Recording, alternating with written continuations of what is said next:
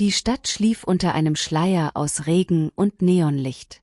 Die Straßen von München glitzerten nass, während ich in meinem Büro saß, umgeben von Akten und dem leisen Summen meines Laptops. Es war Freitagabend, und die meisten meiner Kollegen hatten längst das Wochenende eingeläutet. Doch ich, Ilona Müller, konnte es mir nicht leisten, zu gehen. Eine Präsentation für einen wichtigen Kunden musste bis Montag fertig sein, und mein Ehrgeiz ließ keine Ausreden zu. Das Büro war still, nur das Prasseln des Regens gegen die Panoramafenster durchbrach die Stille. Ich rieb mir die Augen, als plötzlich ein Schatten über meinen Schreibtisch fiel. Ich hob den Blick, und da stand er. Georg Lange, mein Chef. Sein dunkler Anzug saß wie immer makellos, doch die Krawatte war leicht gelockert, und in seinen Augen lag etwas, das mein Herz schneller schlagen ließ. Ilona, hast du einen Moment? Seine Stimme war ruhig, fast zu sanft mit einem Unterton, der mich sofort aus dem Gleichgewicht brachte. Ich nickte, unfähig, den Blick von ihm abzuwenden. Klar, was gibt's? Meine Stimme klang fester, als ich mich fühlte. Georg trat näher, seine Präsenz füllte den Raum. Ich brauche deine Hilfe bei einem besonderen Projekt, sagte er, während seine Augen meine fixierten. Es ist wichtig, und ich glaube, du bist die Einzige, die das hinbekommt. Ein Schauer lief mir über den Rücken.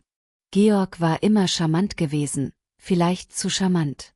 Seine Worte hatten etwas Elektrisierendes, als würden sie mehr bedeuten, als sie sagten. Ich wusste, wie gefährlich es war, ihm so nahe zu sein. Und doch konnte ich die Wärme nicht ignorieren, die sich in meiner Brust ausbreitete. Was für ein Projekt? Fragte ich, meine Stimme kaum lauter als ein Flüstern. Er lächelte, dieses vertraute, selbstbewusste Lächeln, das mich jedes Mal aus der Fassung brachte. Es ist ein Pitch für einen neuen Kunden. Ich brauche deine Kreativität, Ilona. Heute Abend. Ich wollte protestieren, sagen, dass ich Pläne hatte, auch wenn das nicht stimmte. Doch die Worte kamen nicht. Stattdessen nickte ich, während mein Herz in meiner Brust hämmerte. Okay, sagte ich, meine Stimme zitterte leicht. Danke, Ilona, sagte Georg, seine Stimme weich und einladend. Ich wusste, dass ich auf dich zählen kann. Er reichte mir eine Mappe mit Unterlagen, und als unsere Finger sich kurz berührten, fühlte es sich an, als hätte ein Blitz eingeschlagen. Ich zog meine Hand schnell zurück, doch sein Blick hielt meinen noch einen Moment länger gefangen. Dann drehte er sich um und verließ mein Büro. Ich saß da, die Mappe in den Händen, und versuchte, meinen Atem zu beruhigen. Das war nur Arbeit, sagte ich mir. Nichts weiter. Doch während der Regen gegen die Fenster trommelte, konnte ich das Gefühl nicht abschütteln, dass dieser Abend etwas in Gang gesetzt hatte, das ich nicht mehr stoppen konnte. Die Stunden vergingen, und das Büro wurde immer stiller. Nur Georg und ich waren noch da, eingehüllt in die Dunkelheit des Münchner Himmels und das Flackern der Neonlichter. Wir saßen an einem Konferenztisch, umgeben von Notizen und Kaffeebechern, und arbeiteten an dem Pitch. Doch mit jeder Minute fühlte sich die Luft schwerer an, als würde sie die unausgesprochenen Gedanken zwischen uns tragen. Georg war ganz in seinem Element, seine Stimme voller Leidenschaft, während er seine Vision für den Kunden erklärte. Ich versuchte, mich auf seine Worte zu konzentrieren, aber mein Blick wanderte immer wieder zu ihm. Zu der Art, wie er sich durchs Haar fuhr, zu dem Funkeln in seinen Augen, wenn er lachte. »Ilona, was denkst du?« fragte er plötzlich, und ich merkte, dass ich ihn angestarrt hatte. Ich räusperte mich, meine Wangen brannten. Ich denke, wir sollten die Kampagne mehr auf Emotionen setzen. Storytelling wirkt immer. Er nickte, ein Lächeln spielte um seine Lippen. Das ist es, was ich an dir mag. Du siehst, was andere übersehen. Seine Worte trafen mich wie ein warmer Wind, und ich senkte den Blick, um mein Erröten zu verbergen. Georg hatte diese Wirkung auf Menschen, auf mich. Ich hatte Gerüchte über ihn gehört, über seine charmante Art, die schon so manche Kollegin in Schwierigkeiten gebracht hatte. Doch in diesem Moment wollte ich diese Gerüchte ignorieren. »Lass uns eine Pause machen«, schlug er vor und stand auf, um neuen Kaffee zu holen. Als er zurückkam, setzte er sich näher zu mir, als nötig war. Der Duft seines Aftershaves mischte sich mit dem Geruch von Kaffee, und ich spürte, wie mein Puls schneller wurde. »Du arbeitest zu hart, Ilona«, sagte er, seine Stimme sanft. »Weißt du, manchmal frage ich mich, warum du dich so verausgabst.« Ich lachte nervös. »Ich will einfach gute Arbeit leisten.« Er lehnte sich leicht nach vorne, seine Augen suchten meine. »Es ist mehr als das, oder? Du hast diesen Antrieb, als würdest du etwas beweisen wollen.« Seine Worte trafen einen Nerv. Ich dachte an die Vergangenheit, an die Enttäuschung, die mich gezeichnet hatte. Doch bevor ich antworten konnte, sprach er weiter. »Ich sehe das, Ilona. Und ich sehe dich.« Die Luft zwischen uns knisterte. Für einen Moment vergaß ich, wo wir waren. Seine Augen, dunkel und intensiv, schienen direkt in meine Seele zu blicken. Ich wollte etwas sagen, die Spannung brechen, doch meine Stimme versagte. Dann, als hätte er gemerkt, dass er zu weit gegangen war, lehnte er sich zurück und lächelte. »Wir sollten weitermachen«, sagte er, als wäre nichts passiert. Doch etwas war passiert. Während wir weiterarbeiteten, konnte ich das Kribbeln in meinem Bauch nicht ignorieren. Jeder Blick, jedes Lachen fühlte sich wie ein Schritt näher an eine Grenze, die wir nicht überschreiten dürften. Und doch, als die Uhr Mitternacht schlug und der Regen draußen stärker wurde, fragte ich mich, ob ich diese Grenze wirklich bewahren wollte. Der Montagmorgen kam mit einem grauen Himmel und einem Knoten in meinem Magen. Nach dem Freitagabend, nach Georgs Worten und diesem Blick, der sich in meine Seele gebrannt hatte, fühlte sich alles anders an. Das Büro, einst ein Ort der Routine, war nun ein Minenfeld aus unausgesprochenen Gefühlen. Ich versuchte, mich auf meine Arbeit zu konzentrieren, doch jeder Klick meiner Maus schien lauter zu sein als nötig, als wollte er die Stille in meinem Kopf übertönen. Ich dachte an die Vergangenheit, an Paul, meinen Ex-Freund, der mich vor 2 Jahren verlassen hatte. Seine Worte, kalt und schneidend, halten noch immer in mir nach. Du bist zu viel, Ilona. Zu ehrgeizig, zu alles. Diese Wunde hatte mich vorsichtig gemacht, hatte mich gelehrt, mein Herz zu schützen. Doch Georg. Er weckte etwas in mir, das ich längst begraben glaubte. Und das machte mir Angst. Na, Ilona, wieder Überstunden mit dem Chef geschoben. Maries Stimme riss mich aus meinen Gedanken. Sie lehnte sich gegen meinen Schreibtisch, ein schelmisches Grinsen auf den Lippen. Marie Wagner, meine Kollegin, hatte ein Talent dafür, genau die richtigen oder falschen Fragen zu stellen. Ich zwang mich zu einem Lachen. Nur Arbeit, Marie. Du kennst mich. Doch mein Sternherz pochte schneller, als ich an den Freitagabend dachte. Hatte sie uns gesehen? Wusste sie etwas? Marie hob eine Augenbraue.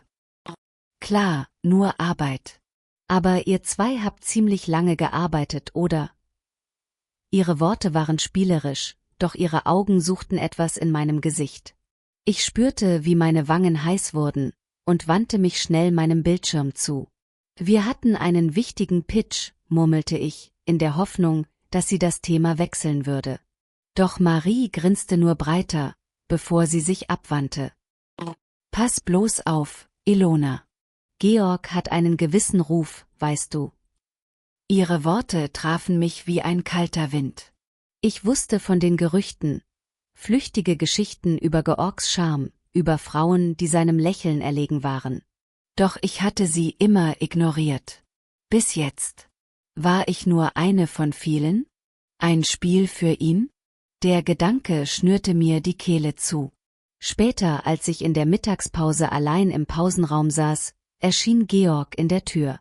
Sein Anblick, makellos, selbstbewusst, mit diesem Lächeln, das mein Herz jedes Mal aus dem Takt brachte, ließ mich die Tasse fester umklammern. Ilona, hast du einen Moment? Fragte er, seine Stimme ruhig, aber mit einem Unterton, der mich sofort alarmierte. Ich nickte, unfähig, etwas zu sagen. Er schloss die Tür hinter sich, und plötzlich fühlte sich der Raum viel kleiner an. Ich brauche deine Hilfe bei einem Treffen mit einem Kunden, sagte er, seine Augen fixierten meine. Es ist wichtig, und ich vertraue dir.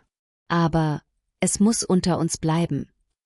Seine Worte, ich vertraue dir, halten in mir wieder warm und schwer. Ich wollte fragen, warum es geheim bleiben musste, warum Stern ich Stern. Doch alles, was ich herausbrachte, war ein leises Okay. Sein Lächeln wurde weicher, und für einen Moment dachte ich, er würde noch etwas sagen. Doch er nickte nur und ging. Als ich allein war, starrte ich aus dem Fenster, wo der Regen wieder begonnen hatte. Georgs Worte, Maries Warnung, meine eigene Angst. Alles vermischte sich zu einem Sturm in meinem Kopf. Ich wusste, dass ich vorsichtig sein musste. Aber warum fühlte sich jeder Moment mit ihm an, als würde ich am Rand eines Abgrunds stehen? Das Treffen mit dem Kunden fand in einem eleganten Restaurant im Herzen Münchens statt, wo Kerzenlicht und leises Klavierspiel die Luft erfüllten.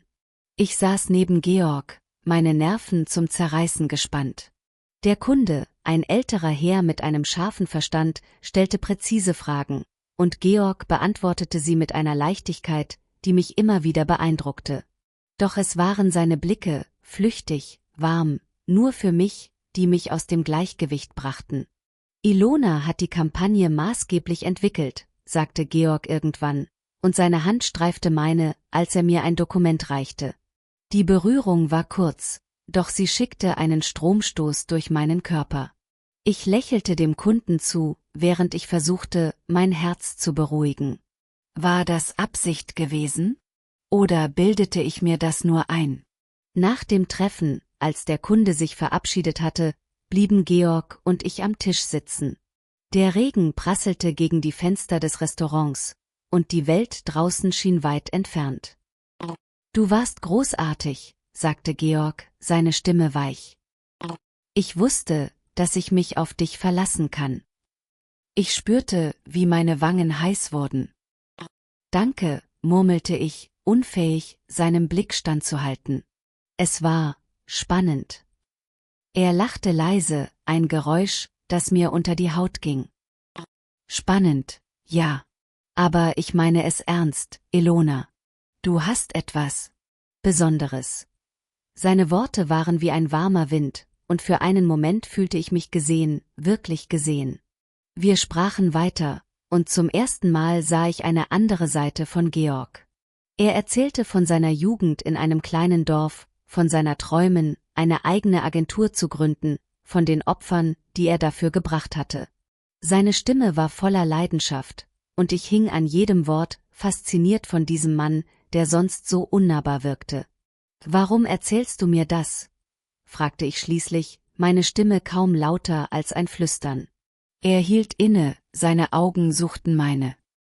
»Weil ich möchte, dass du mich verstehst«, sagte er. »Nicht nur den Chef. Den Menschen dahinter.« Die Luft zwischen uns knisterte, schwer vor unausgesprochenen Gefühlen. Ich wollte etwas sagen, die Spannung brechen, doch mein Mund war trocken. Stattdessen nickte ich, mein Herz pochte so laut, dass ich sicher war, er konnte es hören. Später, als er mich zum Taxi begleitete, regnete es immer noch. Die Stadt glitzerte um uns herum, doch alles, was ich sah, war Georg. Seine Silhouette gegen das Licht der Straßenlaternen, die Art, wie er mich ansah, als gäbe es nur uns zwei auf der Welt. »Danke, dass du heute dabei warst«, sagte er, seine Stimme leise. Unsere Hände streiften sich, als er die Taxitür öffnete, und für einen Moment hielt die Welt den Atem an. »Gute Nacht, Ilona«, flüsterte er, und sein Lächeln war wie ein Versprechen. Ich stieg ins Taxi, mein Herz ein Chaos aus Sehnsucht und Angst. Während die Stadt an mir vorbeizog, konnte ich nicht aufhören, an ihn zu denken. An seine Worte, seinen Blick, an dieses Gefühl, das mich gleichzeitig erfüllte und zerstörte. Ich wusste, dass ich vorsichtig sein musste.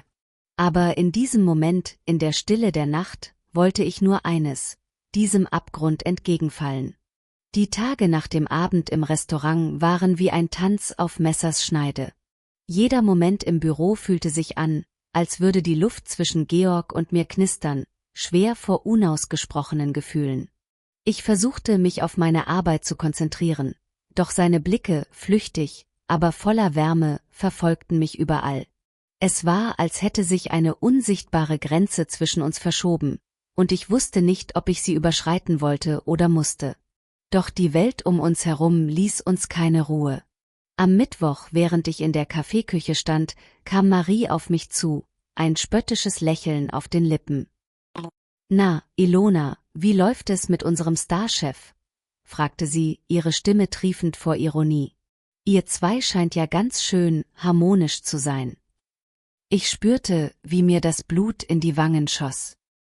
»Wir arbeiten nur zusammen, Marie«, sagte ich, bemüht, meine Stimme ruhig zu halten. Doch ihr Blick, scharf und forschend, sagte mir, dass sie mir nicht glaubte. »Klar, nur Arbeit«, sagte sie und lehnte sich näher. »Aber sei vorsichtig, Ilona. Georg hat einen Ruf. Und du willst doch nicht die Nächste sein, die in Schwierigkeiten gerät, oder?« Ihre Worte trafen mich wie ein Faustschlag. Ich wollte protestieren, ihr sagen, dass sie sich irrte, doch ein Teil von mir fragte sich, ob sie recht hatte. War ich nur eine von vielen? Ein flüchtiges Abenteuer für Georg?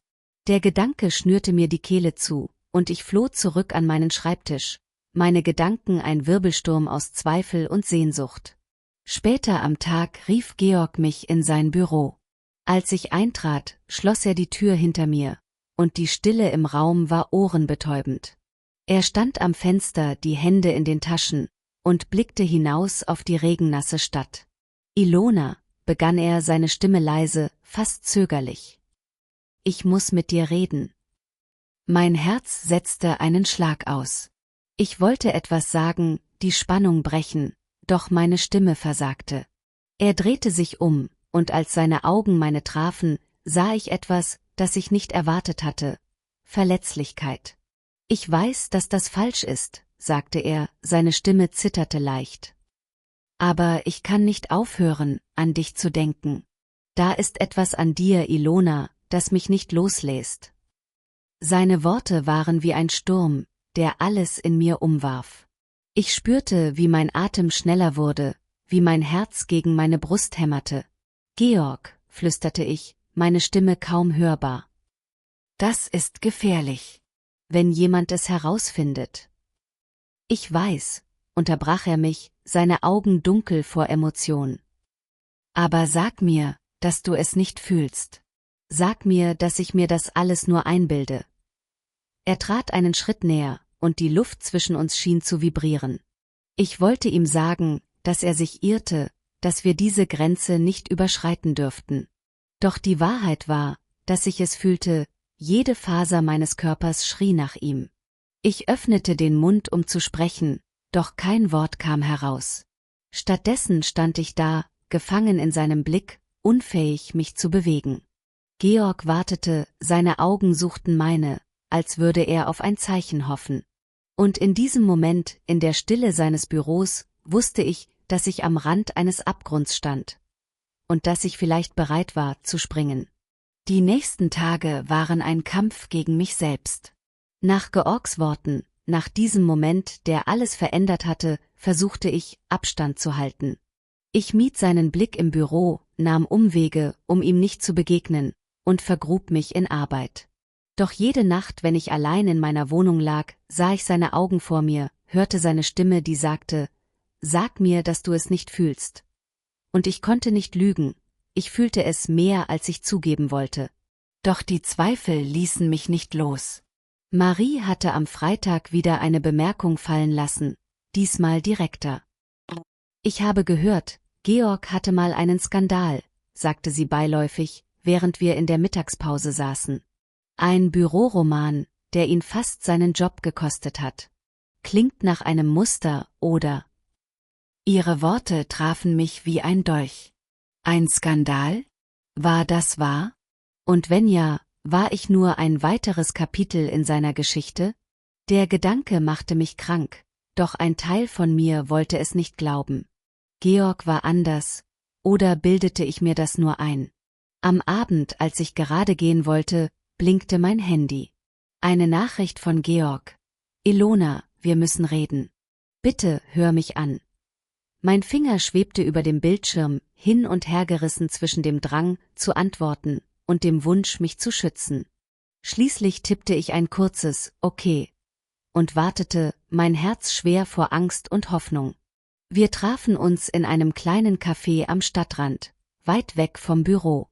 Der Regen hatte aufgehört, doch die Luft war kühl, und ich zog meinen Mantel enger um mich, als ich eintrat.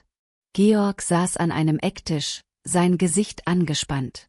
Als er mich sah, stand er auf, seine Augen suchten meine mit einer Intensität, die mich fast zurückweichen ließ. »Danke, dass du gekommen bist«, sagte er, seine Stimme rau. »Ich weiß, dass du mir aus dem Weg gehst.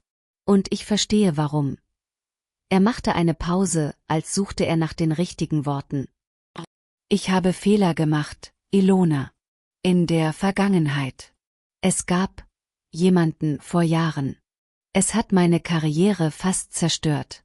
Aber ich bin nicht mehr dieser Mann.« Seine Worte waren wie ein Geständnis, roh und ehrlich. Ich spürte, wie meine Abwehr bröckelte, wie seine Verletzlichkeit mich näher zog. »Warum erzählst du mir das?« fragte ich, meine Stimme zitterte. »Weil ich will, dass du die Wahrheit kennst«, sagte er. »Und weil ich nicht will, dass du denkst, das mit uns sei nur ein Spiel.« Er lehnte sich vor, seine Augen hielten meine gefangen. »Ich fühle etwas für dich, Ilona. Etwas, das ich nicht ignorieren kann.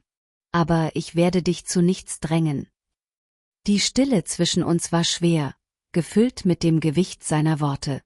Ich wollte ihm glauben, wollte mich in dieses Gefühl stürzen, das mich jede Nacht wach hielt. Doch die Angst vor einem erneuten Verrat, vor den Konsequenzen, hielt mich zurück. »Ich brauche Zeit«, flüsterte ich schließlich, meine Stimme kaum hörbar. Georg nickte, ein trauriges Lächeln auf den Lippen. »Nimm dir alle Zeit, die du brauchst. Aber ich werde warten.« Er stand auf, und als er an mir vorbeiging, streifte seine Hand meine Schulter, eine flüchtige Berührung, die mich dennoch bis ins Mark traf. Als ich später allein nach Hause ging, fühlte sich die Stadt leer an. Georgs Worte hallten in mir wieder, und ich wusste, dass ich vor einer Entscheidung stand, die alles verändern würde. Doch was, wenn ich den falschen Weg wählte? Die Tage nach unserem Gespräch im Café waren wie ein Nebel, durch den ich blind stolperte. Georgs Worte, ich werde warten, hallten in mir wieder, doch die Angst vor einem erneuten Verrat, vor den Konsequenzen, hielt mich zurück. Im Büro mied ich seinen Blick, doch ich spürte ihn, selbst durch Wände hindurch. Es war, als hätte sich die Welt in zwei Teile gespalten. Die rationale Ilona, die sich schützen wollte, und die andere, die sich nach ihm sehnte, mit jeder Faser ihres Seins. Die Gerüchte im Büro wurden lauter. Marie ließ keine Gelegenheit aus, spitze Kommentare zu machen, und ich sah, wie andere Kollegen tuschelten, wenn Georg und ich im selben Raum waren. Die Luft war schwer vor Misstrauen, und ich fühlte mich wie ein Tier in der Falle. Doch inmitten dieses Chaos kam der Abend der Firmenfeier. Ein Event, das ich nicht absagen konnte, egal wie sehr ich es wollte. Das Restaurant war festlich geschmückt, Lichterketten funkelten, und die Musik füllte den Raum mit Leben. Ich trug ein schlichtes schwarzes Kleid, doch als ich eintrat, trafen Georgs Augen meine durch die Menge hindurch. Sein Blick, dunkel, intensiv, voller unausgesprochener Worte, ließ mein Herz einen Schlag aussetzen. Er stand am anderen Ende des Raumes, umgeben von Kollegen, doch für einen Moment gab es nur uns zwei. Ich versuchte, mich abzulenken, plauderte mit anderen, doch meine Gedanken waren bei ihm. Später, als die Musik langsamer wurde, sah ich ihn wieder. Er stand allein an der Bar, ein Glas in der Hand, und seine Augen suchten meine. Es war, als würde er mich rufen, ohne ein Wort zu sagen. Meine Beine bewegten sich, bevor ich es bewusst entschied, und plötzlich stand ich vor ihm. »Ilona«, sagte er, seine Stimme rau, als hätte er zu lange geschwiegen. »Ich dachte schon, du würdest mir den ganzen Abend ausweichen.« Ich schluckte, meine Kehle trocken.